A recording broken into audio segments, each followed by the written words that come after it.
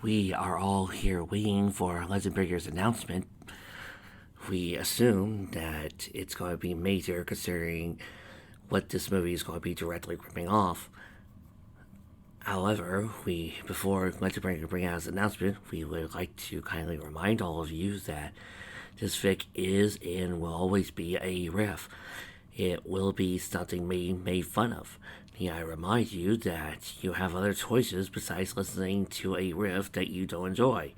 You could be right now watching As Ignite Ray Earth, a really great show. How about you go there and watch that and then comment on this channel about how much you like Ray Earth? I am positive that you'll find yourself being a very, very happy person. Oh, here's Let's Breaker now. He's coming to the stand. He's taking a drink of Dr. Pepper.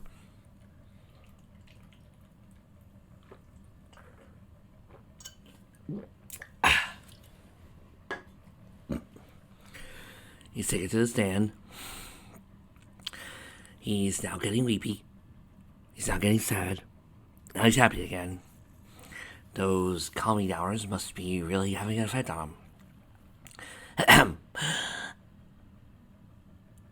I don't hate Armageddon, the Michael Bay film.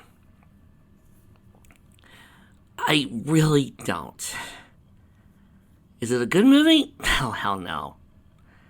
The premise is absurd, the science is absurd, and it's a big old, dumb old action film done by a bad filmmaker. And that's okay. I kind of find it funny in the idea that a bunch of oil drillers are going to destroy an asteroid. I like the joke that we have a bunch of idiots doing this. I like some of these gags that show up. Yeah, I know. Well, there's that taxes gag, and they said that, and they forget that you need to pay to fix up the country, but they don't want to pay taxes. Yeah. Nobody wants to pay taxes. That's kind of the gag. Nobody wants to pay taxes, and these guys are using that to their advantage. Is it selfish that they won't help out in rebuilding the country? Yeah, sure. Yeah, it's selfish. So what? Are you really telling me that if you had a opportunity to never pay taxes again, you wouldn't take it? I mean, that's kind of a joke. I also don't mind the whole entire animal cracker scene. I find it cute. I don't see any problem with the lines of, what are we fighting for? And I wonder if other people are doing the same thing we are now. I just don't get what the problem is with that line. It's genuinely a person trying to ponder a question. It's one of those, that line's so stupid moments that I sit back and think, why is it stupid? He's making a statement. Why? Is it because he's doing it with animal crackers? Is that why he makes it stupid? He even remarks it's being stupid. Is it because somebody out there, because he's trying to have a philosophical moment while having a hot girl by his side? People can be philosophical. I get philosophical all the time. And then, what's the big deal? Also, the soundtrack has Aerosmith. And I hate to say this, but I kind of prefer this over Deep Impact. Because at least this movie doesn't try to say that a tidal wave that starts off at Virginia Beach can make it all the way up to West Virginia. I live in the Appalachian Mountains. That is scientifically impossible. Now, all the way, there's a reason why I said this. Remember how most of the other fic was just a ripoff of Mike's play-by-play of his own personal Let's Play channel? With Ocarina of Time following the strategy guide bit by bit? We're now going to follow Armageddon. Bit by bit. And I just want to say, if this story does not have I Don't Want to Miss a Thing by Aerosmith near the end, I am going to be miffed.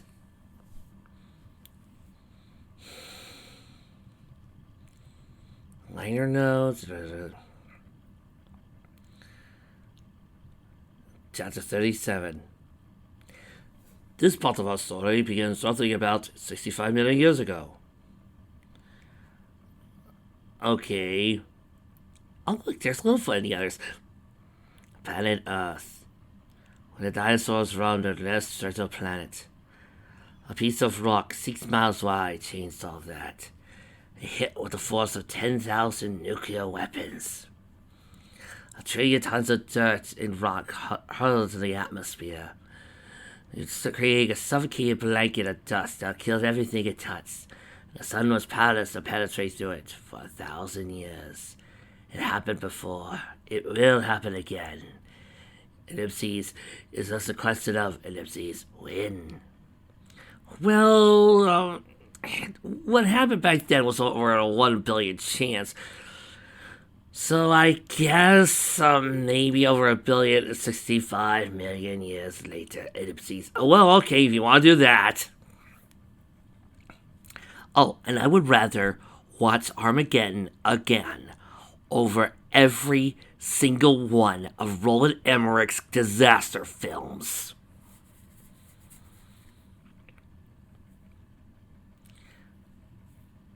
Yeah, especially the 98 Godzilla film.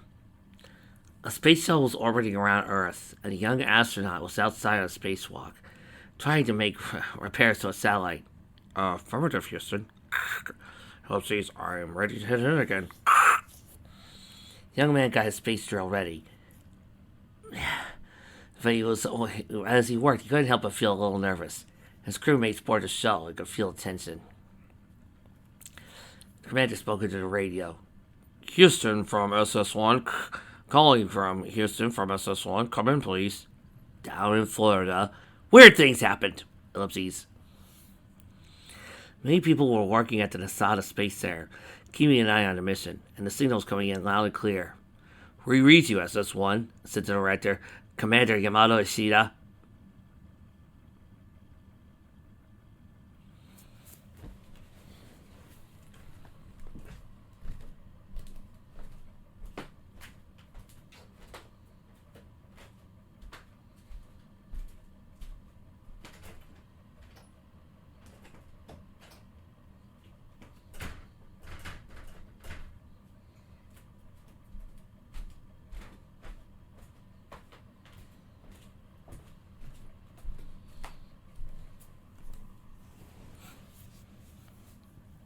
They won't let me out.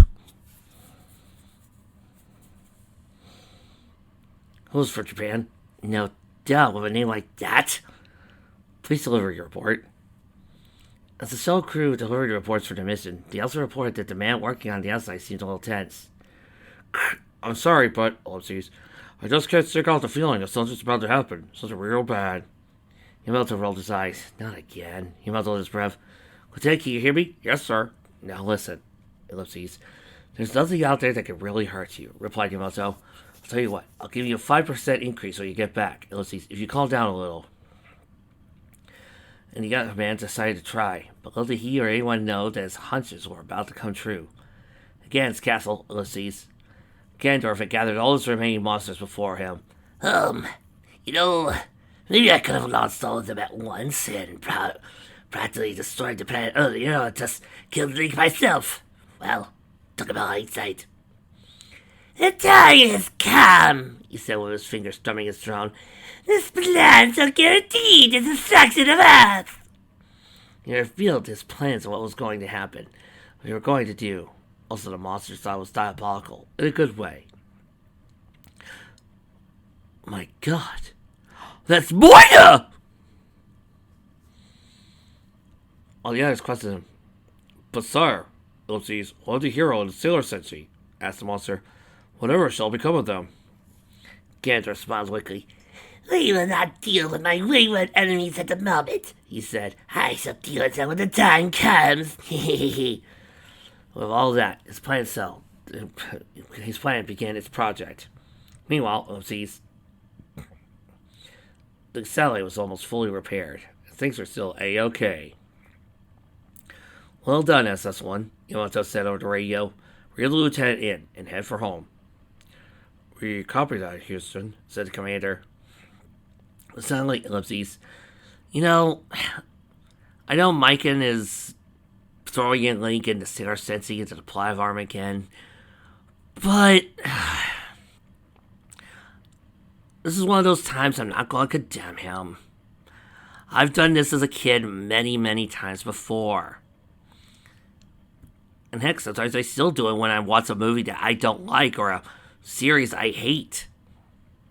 Where I'll throw in a character I do like and try to fix the movie because I know they'll do a better job.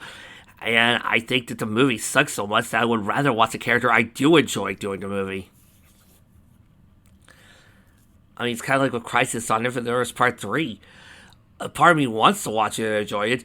The other part of me just wants to throw Simone from Gurren Lagann and kick the Anti-Monitor's ass.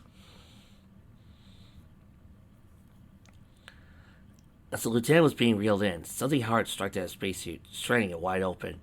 This triggered an alarm down in Asada, and it turned down the monitors to catch what was happening. But the important moral is, even if you do try to do that, just remember you're probably not making something better than what they've done. They're professionals. Just because you think it's good, other people watching it won't think it is. But hey, if you enjoy it, enjoy it. A swarm of small, unidentified objects were bombarding the cell, the lieutenant and the satellite. I'm sorry, I read it wrong. The Seattle-lite. The Seattle-lite exploded, sending the lieutenant flying out of control into the atmosphere, where he burned up and died. Oh no! Then the cell, still being bombarded by more objects, began to break up and explode. Houston! The man cried, but it was too late, Ellipses. Bam! Kapow! Alakazam! The cell was gone. At NASA, Ellipses.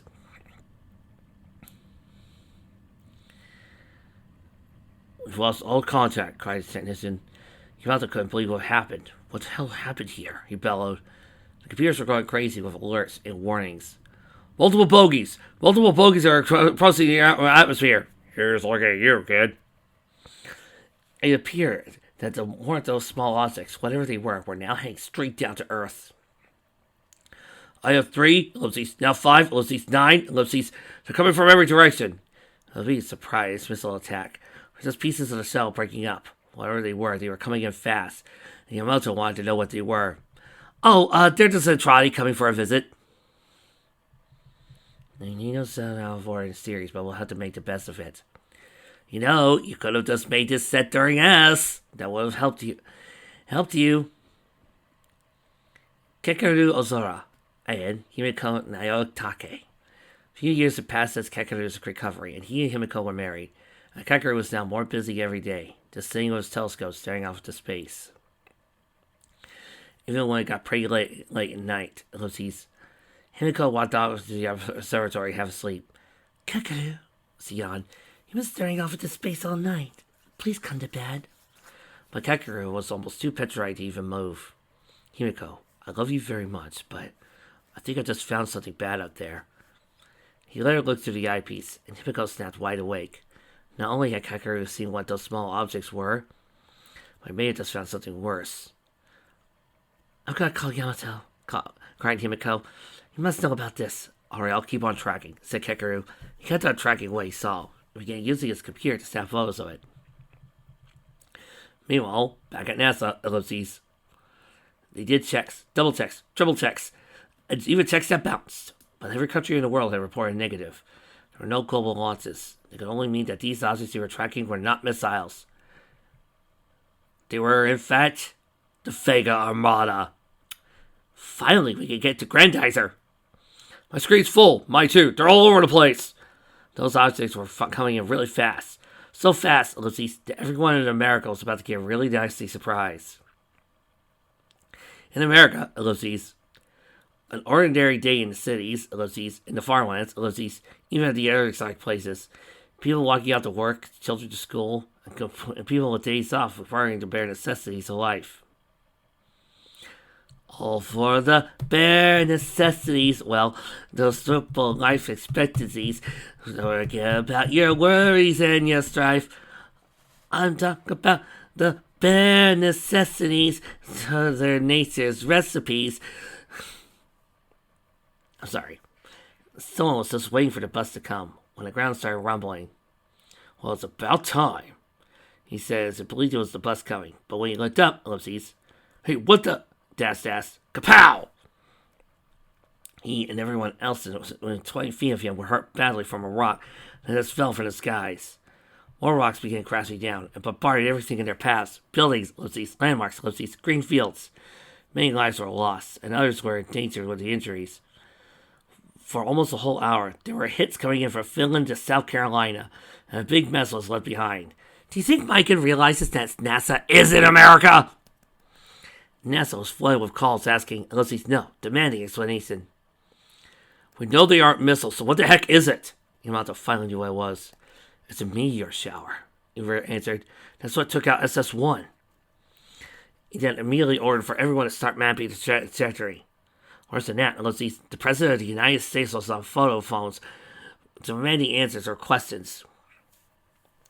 Where did the meteoroids come from? Well, you see, what happens is that there are chunks of metal within space, and oh no, you're not about to do some scientific lessons now. Far too gone for that. How did he make it the way to Earth they did? More importantly, ellipses, was the worst over, ellipses, or was it on its way? Good steering coming. What chapters we got left? I think the worst is still to come. All Yamato could say, sir, ellipses, we all have the best people in the world trying to figure it out. When we, ellipses, you'll know. Ganon's castle, ellipses. Ganondorf was enjoying himself. Oh, ellipses, many things I had planned I missed out on, he cackled. Yes, those puny earthlings find out about my plan, ellipses. There won't be a thing they can do about it.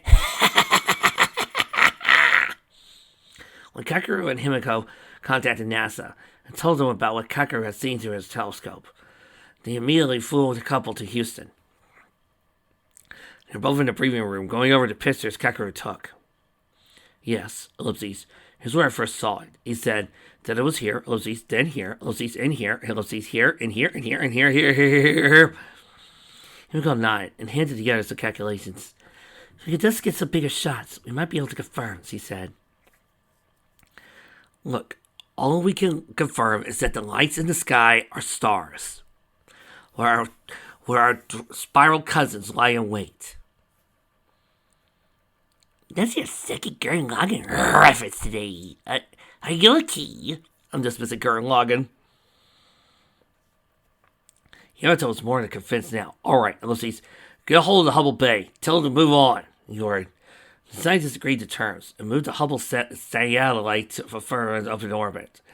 Then, it began to snap photos of strange objects out of space. He then snapped a few more photos. The Kakeru was surprised. Oh my gosh, it's enormous, he cried.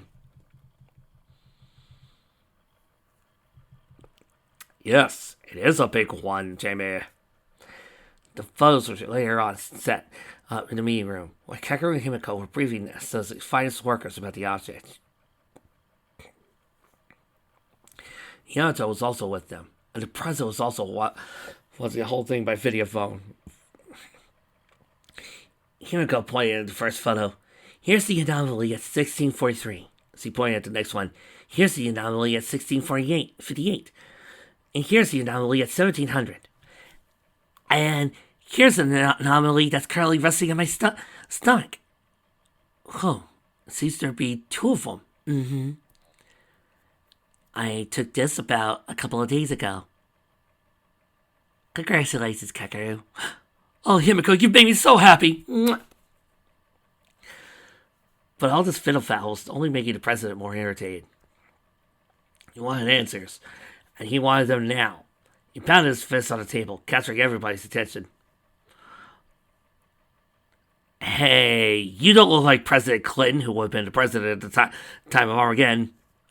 Oh no, I'm just one of those generic presidents that they put in to make sure that the film is timeless. He sneered. What is this ellipses thing? Thank you, President Generic. Himato decided to come clean. It's an asteroid, sir. How big is it? Asked the president. Well, you see, sir, look at that booty. Girl, look at that booty. One of the men, who seemed to be a little wired up from all the excrement, stood up. Sir, ellipses, our mass estimate is 980.7 billion. But Yamato just butted in and put it simple. It's the size of all of North America, he said, from utmost reaches of Alaska to the southern areas of Panama.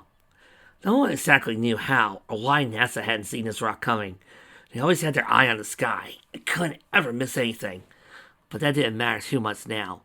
It also determined that this asteroid was what forced the smaller meteoroids towards Earth. It was definitely more like them on the way. Nothing too dangerous about them, as they were only the size of soccer balls, cars, and things. But the president, who had two more questions, two very important ones, that were focused on the large asteroid. Is this ellipsis going to hit us? Yamato didn't want to say it, but the answer was yes. The asteroid is definitely on a collision course with Earth. We're calculating its trajectory as we speak, sir, he said. Now came the most important, probably most frightening of all questions. When and if it does hit, ellipsis, what kind of damage will it do? Damage, Yamato said. Total damage, sir. It's what known as a global killer. The end of mankind. It doesn't matter where in the world it hits. Nothing will survive. Not even small atoms. My God, the president muttered. And he had one final question, part of what they would do to stop it. How long have we got? Dustin Kecker came in, looking as though he had run 100 miles. He had tracked the asteroid's path, its speed, and finally determined we have 18 days, ellipses, before it hits Earth. Meanwhile, in Tokyo, back with our main characters, everyone had a good day at school. Even Serena did. They were all now standing on the roof of the cafe, warning off protesters who were against the new chicken steak sandwich on their menus. What? Arduous sling on small rocks, they won, and the protesters walked off insane. What? Well, these eat guts and steamed. I guess they don't like poultry products. What? What was the...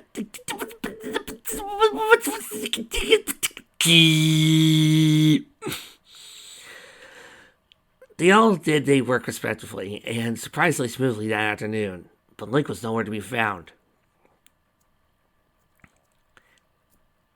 Do they even have a PETA in Japan and people angry about meat products? I mean, there's a lot of ramen and rice in most Japanese dishes. Link had been in the Temple of Time all week long. All week! Trying to determine how to use the 6 medallions to find Ganondorf. Either that or the last Triforce sword, which no one had a clue where it was. But in the meantime, training was still carrying on as usual. After all, the greatest and deadliest of their goes was yet to face them soon, and they thought it better to be prepared for anything. Link also had designed special suits for those who couldn't take unhealthy atmospheric contestants' bubble suits. What Link wears is a wire at the end of Wind Waker.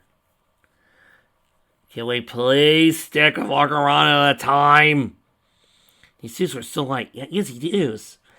And they were concentrated. It can't decide a special pack that you can wear on your wrists, put on and take off with the push of a button, sort of like a second skin. This also made it so the scouts would be able to use their special attacks without taking the suit off. The suit could cover almost anything at all, whether object or human. In the case of humans, it could even cover up their hair, too. It could survive any means of pressure and extreme temperature. It also had limitless oxygen. No matter how long it took, you would never run out of breath. Wow, what a coincidence. However, there was one major flaw. The suits were called bubble for a reason. True Link made them as strong as they could be, while the suits could only stand up so much at once. If anything sharp enough, or force strong enough to hit the suit would pierce open, and the wearer would be in real trouble. So why not just apply that technology to real suits, or real armor? Other than that, he had created something truly remarkable. Not really remarkable if it could be broken that easily. Still, he had to stay focused. That was a nice exposition. It doesn't make any sense, he said as he looked at his radar map through the door of time. I searched this whole map from the entire world from top to bottom. Not a single sign points to Ganondorf. Everyone else thought this was getting to be frustrating as well. Wherever he's hiding, must really want us to find him, said Atriums. Well, whatever it is, I hope we find it soon. Thanks for your assistance, Atriums. There's a lot of missions we couldn't do without you, Darian said. He told everyone that he had read the newspaper this morning about how half of America was bombarded by meteors just to stay and the Japanese were sleeping. And he even says that Space Shuttle SS-1 was destroyed in orbit by those things, said Leah. But the people on NASA said where rocks came from, and we have nothing to worry about. Sri let us sigh of relief. Well, I'm sure glad that's over with. She didn't notice everyone staring awkwardly at her. What? Is it something I said? Iris sighed out of annoyance. Serena, I don't think it's over, said Amy. Usually when people on NASA discover something catastrophic, they tend to keep it hidden from the public so we won't panic. Those jerks! Besides, ellipses, we already got plenty to worry about. And Ray, we already know half of America got hit by rocks. What if we're next? Girls were all starting to get pretty tensed out, even Serena. Calmness, everyone, Lee said. I agree, added Darian. Probably one of those once-in-a-great-while mishaps. None of our concern. Besides, Lee said, I've faced something worse than that before. Link told him it was the adventure that made Jorah's mask. Okay. Make up your mind. The events of adult Link's timeline could not possibly have happened, because the future got changed. So are we in the child timeline or the adult timeline? Because right now, you have given us 2 possibilities and at least 3 different backgrounds. Pick a lane. Well, you have been some wild adventures, Master, said Luna. Link nodded. Had. Ellipses is the operative word, he said. Now, no thanks to Ganondorf, Ellipses, those days are well behind me. Link began to get that sad look in his eyes again. Now look at me. My home is gone, Ellipses. My dreams were all taken away, Ellipses.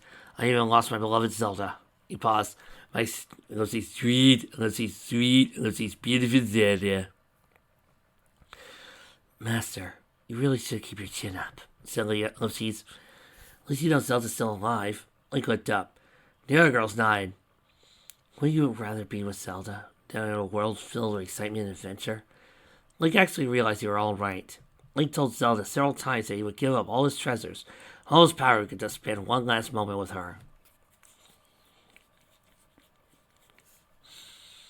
Thank you, everyone, was all he could say. Then he sent them at home.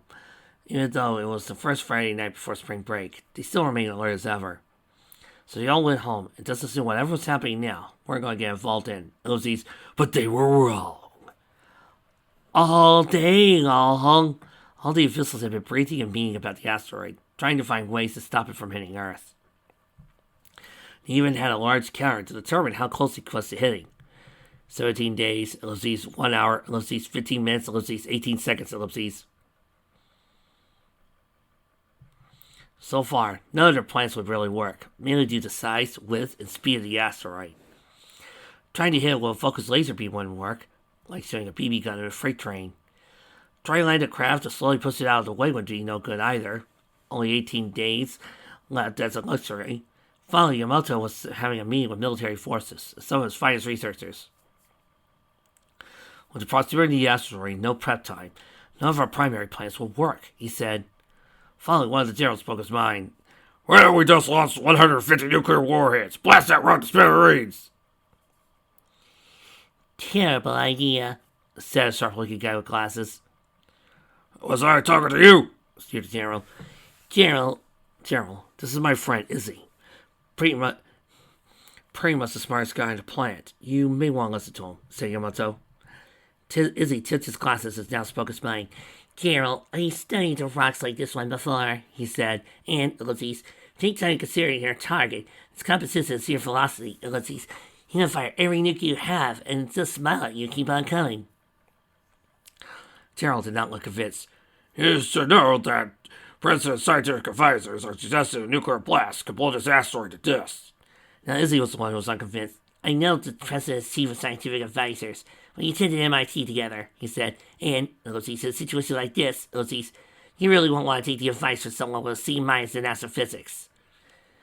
The President's advisors are, ellipses, wrong. I'm right. Yamato and the other experts agreed with him that hitting the rock from outside with missiles would not work. Well, what could they do? It's a firecracker in the palm of your hand, said Izzy. You set it off, and what happens? You just burn your hand. Now, you close your fist around the same firecracker and set it off. He smiled smart. You'll be left-handed for the rest of your life. What he was trying to say was, the only option was to plant a bomb deep in the asteroid's core and blow it up from the inside. How do we do that? Said Gerald. We drill. And we bring in the best man who's up to this task. I know just the guy. All right. Let's do this. My drill is the drill that will pierce the heavens! Oh.